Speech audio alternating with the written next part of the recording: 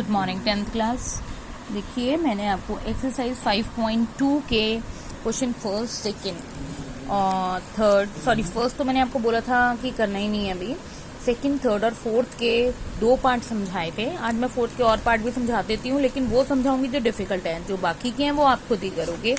तो मैं आपको 10 से समझाना शुरू कर रही हूँ और उसके बाद मैं आपको 5.2 का क्वेश्चन फर्स्ट, सेकंड और थर्ड समझाऊंगी और उसी की वीडियो आपको आज सेंड करूंगी। पीडीएफ मैंने आपको पूरी सेंड कर दी है 5.1 की भी एंड 5.2 के पूरे क्वेश्चंस की, पूरी एक्सरसाइज की। आप नोट डाउन कर लो, लेकिन वीडियो 2-2, 3-3 क्वेश्चंस की ही आएगी जैसे मैंने समझाई है।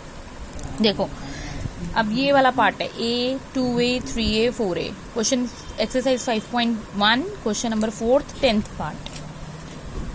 यानी A1 क्या हो गई आपके पास A2 क्या हो गई 2A, A3 क्या हो गई 3A, A4 क्या हो गई 4A।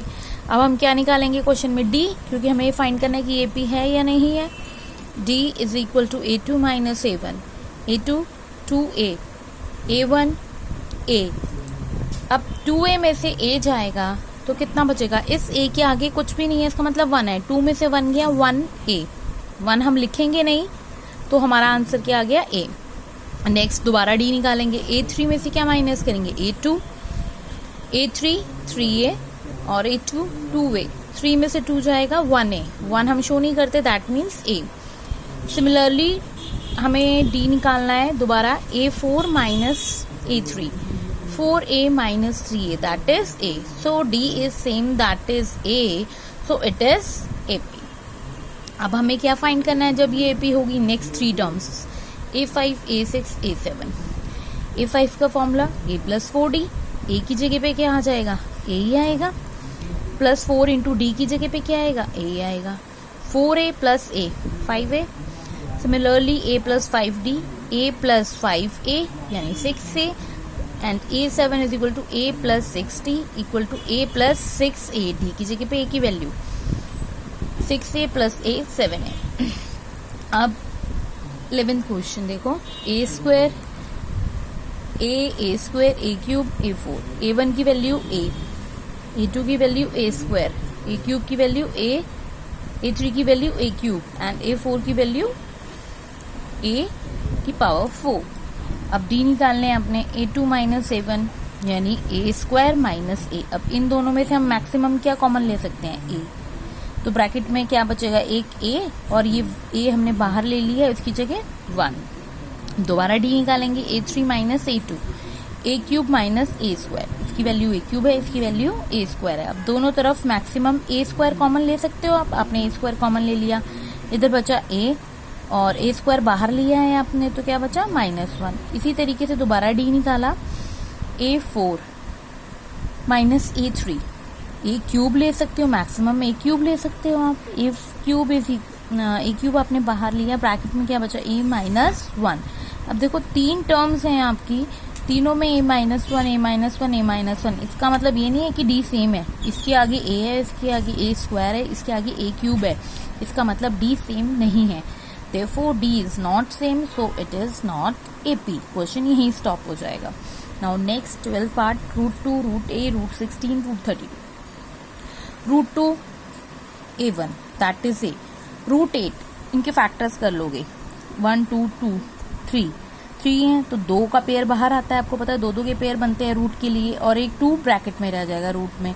तो 8 रूट को क्या लिख सकते हैं? 2 √2। ऐसे ही 18 को क्या लिखेंगे? 3 √2। ये भी देखो 3 2 है, एक बाहर आ गया और रूट में क्या बचा? 2। इसी तरीके से 32 को लिखेंगे 4 √2। यानी सारी वैल्यूज हो गई A1, A2, A3 and A4। अब हमें D निकालना है। D निकालने के लिए फिर वही process, A2 minus A1। A2 है 2 √2, A1 की वैल्यू √2। 2 के आगे 1 है, यहाँ 2 में से 1 गया 1, 1 √2 दैट इज √2। A3 माइनस, देखो 1 हमें पता है यहाँ 1 आया है, लेकिन हम 1 नहीं लिखते हैं। आपकी मर्जी है, आपको अपने बेनिफिट के लिए लिखना है लिख लो, अदरवाइज नहीं शो करते कभी भी। D is equal to A3 minus A2। A3 3 √2, A2 2 √2। 3 में से 2 गया √2। Similarly, a4 minus a3, 4 root 2 minus 3 root 2, that is root 2. Therefore, d is same, that means root 2, so it is AP. If it is AP, you will find next three terms, a5, a6, a7. Put the formula: a5, a plus 4d, root 2 plus 4 root 2, 4 and 1, 5 root 2. Similarly, a6, 6 root 2, a7, 7 root 2. Now next part 13, root 3, root 6, root 9, root 12. इसमें कोई value root से बाहर नहीं आ रही है, तो a1 a root 3, a2 root 6, a3 root 9, a4 root 12. कोई option minus भी नहीं हो रहे हैं, सिंपल d निकालना आपने, कोई सेम नहीं है, सारे अलग अलग हैं, d is not same, so it is not AP. Similarly यहाँ पर 1 स्क्वायर 14 पार्ट में, 3 square 5 square 7 square. First of all you complete the squares of the numbers. 1 square 1, 3 square 9, 5 square 25, 7 square 49. Now a1 a1, a2 9, a3 25, a4 49. Now you will find d, a2 minus a1 यानी 9 minus 1, that is 8. a3 minus a2, 25 minus 9, 16. a4 minus a3, 49 minus 25, that is 24. d is not same, so it is not AP. Now 15th part, this is the last part. 1 square 5 square 7 square 73. तीनों का square complete करेंगे. a1 a 1 का square means 1, a2 5 का square means 25, a3 7 का square means 49 and a4 73. Now define करना है a2 minus a1, a3 minus a2, a4 minus a3. 25 minus 1 24, 49 minus 25 24, and 73 minus 49 24. d is same, so you will find next three terms, a5, a6 and a7.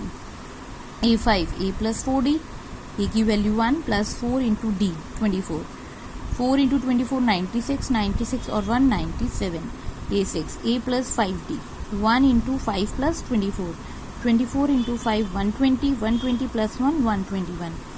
Similarly, a7 is equal to a plus 6d, 1 plus 6 into 24, 6 into 24 144, 144 plus 1 145. तो बाकी के 2 part मैंने ये कराए हैं, 5 part मैंने आपको 6 part मैंने आपको 10 से लेके 15 तक करा दिए, मतलब टोटल मैंने आपको 8 पार्ट्स कराए हैं. बाकी के अब बचे हुए 7 पार्ट्स आप खुद करोगे. और मैं अब आपको एक्सरसाइज 5.2 के क्वेश्चन नंबर फर्स्ट और सेकंड और थर्ड वो समझा रही हूँ, वो आपने करना है, ठीक है. और उसकी वीडियो मैं आपको सिर्फ PDF मैंने सारी सेंड कर दी है, तो आप कंप्लीट कर लेना. देखिए एक्सरसाइज 5.2 क्वेश्चन और फॉर्मूले सेम वही हैं, 5.1 वाले लिखे जाएंगे. Come fill in the blanks given a first term D N A N. ये आपको बॉक्स में दिया, आपको बॉक्स में नहीं करनी है, आपको एज इट इज क्वेश्चन की फॉर्म में करनी है. फर्स्ट पार्ट है ए दिया है, डी दिया है, एन दिया है, ए एन निकालना है. आपको पता है ए एन का फॉर्मूला, क्वेश्चन सिंपल है, जो जो आपको दिया है वो लिखिए. A T N A N आपको निकालना है. Put the formula A N is equal to A plus N minus 1 into D. ठीक है, ए एन निकालना है एज इट इज. डी की वैल्यू 3 रख दोगे, ए की वैल्यू 7, एन की वैल्यू 8 माइनस 1 इंटू डी की value 3. 7 as it is, 8 minus 1 7 into 3, 7 into 3 21, 21 plus 7 28. मैंने आपको बोलता कभी इन दोनों का नंबर को प्लस नहीं करना, पहले ब्रैकेट को सॉल्व करके जो उसके साथ नंबर है उसको मल्टीप्लाई करना है, फिर उसके अंदर ए प्लस करना है. This is the process. इसका भी मैंने आपको फर्स्ट पार्ट बताया है और फोर्थ पार्ट बता रही हूँ, बाकी के आप खुद करोगे. इसमें आपको ए की वैल्यू दी है, डी की वैल्यू दी है, एन आपने निकालना है, ए एन की वैल्यू दी है. पॉइंट में क्वेश्चन, ए की वैल्यू -18/9, डी की वैल्यू 2.5, एन की वैल्यू निकालनी है और ए एन की वैल्यू 3.6. फॉर्मूला लिखा, ए एन की जगह 3.6 मेंशन है, ए की जगह 18.9, एन -1 ऐसे ही रहेगा, डी की जगह 2.5. ये माइनस हो रहा है, उधर जा करके प्लस हो जाएगा, इधर बचेगा n -1 2.5. अब इन दोनों नंबर को प्लस करना है, प्लस कर लो आप इन दोनों नंबर को, ठीक है। तो आपके पास आ गया 22.5। 22.5, ये 2.5 मल्टीप्लाई हो रहा है, इधर आके क्या होगा डिवाइड, पॉइंट से पॉइंट कैंसिल, 25 9 सा 225 होता है। तो n माइनस 1 की वैल्यू कितनी आ गई 9, तो ये 1 इधर माइनस हो रहा है, उधर जाके प्लस हो जाएगा, तो n इक्वल टू 10। इस तरीके से आपने बाकी के बचे हुए 3 पार्ट करने हैं। अब नेक्स्ट सेकंड क्वेश्चन में देखो क्या करना है। Choose the correct choice in the following and justify. आपको 2 पार्ट दिए, एक पार्ट मैं करा रही हूँ, दूसरा खुद करना है। 30th term of the AP 1074 dash dash is, आपको इसकी 30th A30 निकालना है इसके लिए। और मैंने आपको बताया था जैसे A30 को आप क्या बोलोगे, A + 29D, तो आपको A पता होना चाहिए और D पता होना चाहिए, वैल्यू पुट कर दोगे आंसर आ जाएगा। AP आपको दी है, AP आपको दी हुई है 1074, A30 आपने फाइंड करना है। A1 दिया है, A2 दिया है, A3 दिया है।